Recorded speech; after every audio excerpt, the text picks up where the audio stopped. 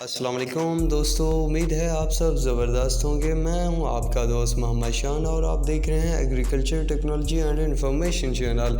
दोस्तों, जैसा कि आप जानते हैं कि अगर कोई भी निज़ाम या कोई भी सिस्टम, हुकूमत हो या कोई भी इदारे किसानों के लिए मुतारिफ़ करा रहे हों या जिसमें किसानों के लिए कुछ अच्छाइयाँ हों या बुराइयाँ, तो वो मैं टॉपिक आप लोगों से ज़रूर शेयर करता हूँ क्योंकि मेरे चैनल पर ज़्यादातर जो सब्सक्राइबर हैं वो ज़राअत के रिलेटेड हैं। तो मैं कोशिश करता हूँ कि ज़राअत के हवाले से कोई इंफॉर्मेशन हो तो वो मैं जल्द से जल्द शेयर करूँ। दोस्तों, ये जो डिजिटल गिरदावरी निज़ाम मुतारिफ़ किया जा रहा है, इस पर कितने खाद मिलेगी, यानी कितनी बोरी पर एकड़ के हिसाब से खाद मिलेगी किसानों को, और क्या ये सिस्टम किसानों के लिए फ़ायदेमंद है या नुकसानदा, तो खादों की मिकदार कितना मिलेगी, तो इसको डिस्कस करने के बाद हम कुछ बातें ज़रूर शेयर करेंगे। तो हो सके तो आप पूरी वीडियो देखना ताकि आपके तमाम जो क्वेश्चन हैं वो क्लियर हो जाएं। दोस्तों, मैंने जब इस डिजिटल सिस्टम जो है इसकी फ़र्स्ट मीटिंग की गई थी रहीम यार खान में, तो मैं वहाँ पर गया। तो वहाँ पर जो मैंने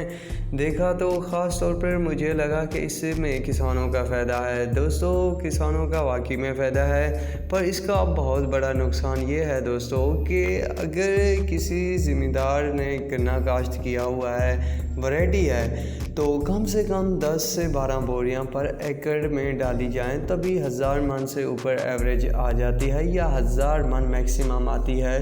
अगर इससे कम खाद डाली जाए तो आप सब जानते हैं कि एवरेज बिल्कुल नहीं आती। अगर इस सिस्टम के तहत किसानों को उनकी ज़रूरत के मुताबिक खाद दी गई तो बिल्कुल अच्छा सिस्टम मुझे नज़र आ रहा था और मुझे लग भी रहा था। पर दोस्तों, जब मैंने इसकी कंडीशन देखी, इसकी पर जो शर्त वगैरह ऐड की गई हैं वो देखी, तो मुझे कुछ लगा कि ये कितना नुकसानदा भी है। तो दोस्तों, इसके लिए कुछ डीलर वगैरह भी अड़े हुए हैं और ये जो निज़ाम चला रहे हैं या चलाने की कोशिश कर रहे हैं इदारे, तो उनको जवाब दे रहे हैं कि हमें इस निज़ाम में नहीं आना, ना ही हमें लैपटॉप कंप्यूटर वगैरह चलाने आते हैं, ना ही कुछ और चीज़ें, और इसके बाकी भी मसाइल हो सकते हैं। तो उसके लिए हमें बहुत सारी परेशानियों का सामना करना पड़ सकता है। तो फिर भी उन्होंने कुछ दिन के लिए कुछ रिप्लाई दिया कि शायद इस निज़ाम को ख़त्म किया जा रहा है।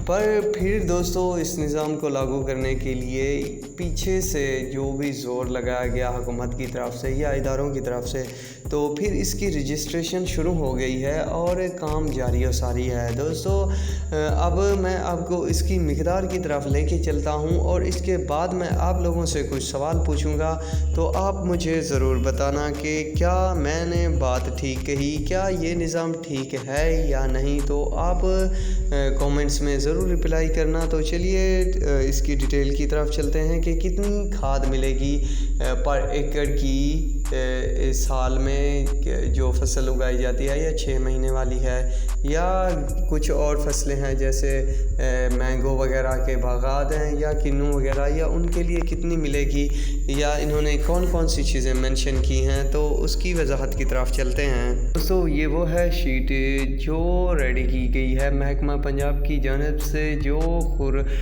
खादों की तरसील करेगा। तो ऑनलाइन सिस्टम में फ़ी एकड़ की तादाद और कोटा कितना है तो वो आप लोगों के सामने है दोस्तों। तो fertiliser recommendation for crops bag is पर एकड़, ये कह रहे हैं कि फर्टिलाइज़र जो मुख्तसिस कोटा किया गया है तो वो पर एकड़ जो बैग्स मिलेंगे किसानों को, तो उसकी डिटेल ये है दोस्तों। क्रॉप्स हैं पहले, तो उसके बाद है यूरिया, DAP, SOP वगैरह। तो क्रॉप्स में वीट पहले आ रही है, तो वीट मतलब 6 महीनों वाली होती है, तो वीट 2 बोरी यूरिया और 2 बोरी DAP। इसमें तो लगभग ठीक है कि एक SOP की भी मिल रही है ज़मींदारों को, तो अच्छी मतलब सिस्टम है क्योंकि 2-3 बोरियों से काम बन जाता है गंदम का। इसके बाद है राइस यानी बासमती, तो इसमें यानी 2 बोरियाँ ही काउंट कर लिया जाए पर एकड़ की। यूरिया और 1.5 बोरी DAP वगैरह है। तो इसके अलावा एक SOP है, तो 2 बोरी पूरी भी नहीं है चावलों के लिए। और राइस क्रॉसर, तो इसके लिए 2.25 मतलब 2.25 बोरी यूरिया पर एकड़ की मिलेगी। और इसके बाद 1.75 यानी 2.25 बोरियाँ DAP और 1.25 बोरी जिसे कहते हैं वो SOP की मिलेगी। तो ये जो खिचड़ी है ना बीच में 2.25 2.25 1.5, तो इसका मुझे थोड़ा सा कन्फ्यूज़न हो रहा है। ये मामला कुछ ठीक नहीं है, क्योंकि अगर 2.25 कर रहे हैं तो इसे 2 होनी चाहिए, अगर 2.5 कर रहे हैं तो इसे भी 3 होनी चाहिए। तो बाकी जो 3 और 4 वाला सिस्टम है इस पे मुझे कुछ न कुछ मुतमईन होता हूँ मैं भी, क्योंकि मैं भी किसान हूँ और बाकी जो फसलें हैं तो उसकी तरफ से लेके चल रहा हूँ। तो वो है शुगर केन। तो शुगर केन की बात की जाए तो शुगर केन 4 बोरियाँ यूरिया और 3 बोरी DAP 2 SOP। तो यहाँ पर बात है, इसमें कुछ दोस्तों शुगर केन की बड़ी फसल है किसानों की पाकिस्तान में ख़ास तौर पर। तो यहाँ पर लगभग अगर 10 बोरी ना डाली जाए ना पर एकड़ में तो अच्छी एवरेज नहीं आती।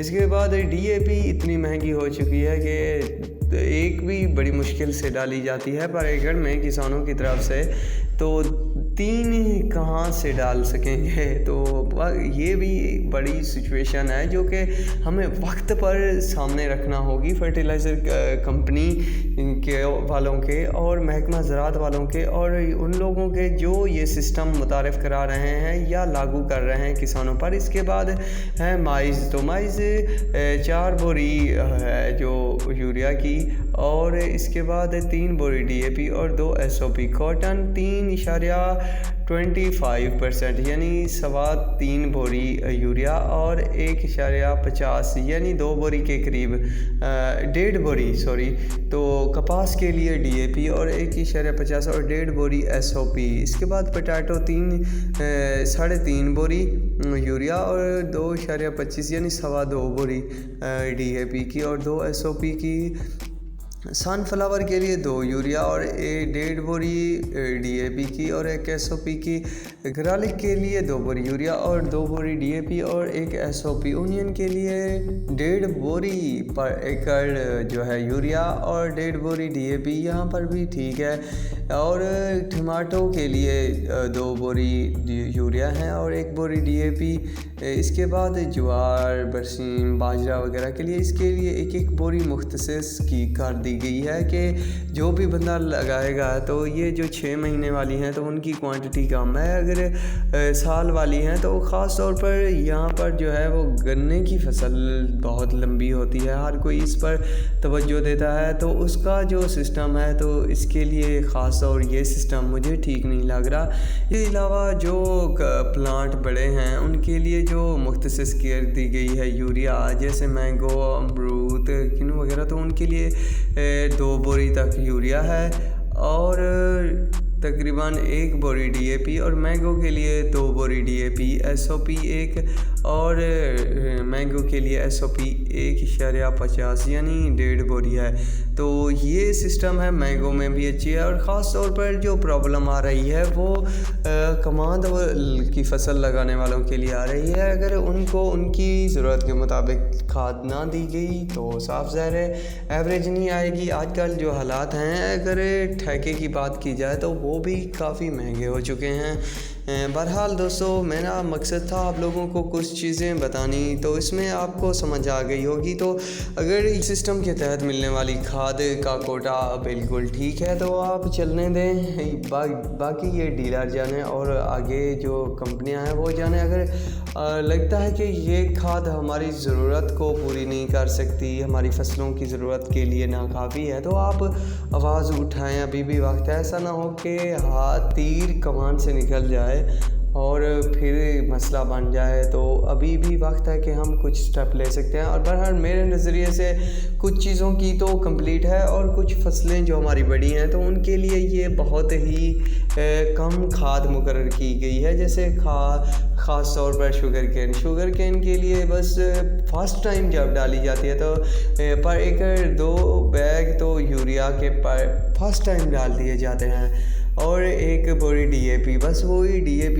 या 2 डाल लेते हैं बड़ी से बड़ी। पर यूरिया तकरीबन 10 बोरी होनी चाहिए, तभी जाके बात बनती है। तो मुझे लगता है कि हमें आवाज़ उठानी चाहिए। तो नेक्स्ट टाइम जब मीटिंग होगी और मैं गया तो इंशाल्लाह मैं तमाम किसान भाइयों की तरफ से इस बात को सामने रखूँगा कि बाकी कुछ हद तक ठीक है मामला, पर शुगर केन के लिए जो कोटा मुकर्रर किया गया है वो ठीक नहीं है। तो दोस्तों ये थी कुछ इन्फॉर्मेशन और वीडियोस। तो उम्मीद है आपको मेरी ये वीडियो और इन्फॉर्मेशन पसंद आई होगी। तो चैनल को ज़रूर सब्सक्राइब करना, दुआ में याद रखना। अल्लाह हाफिज़।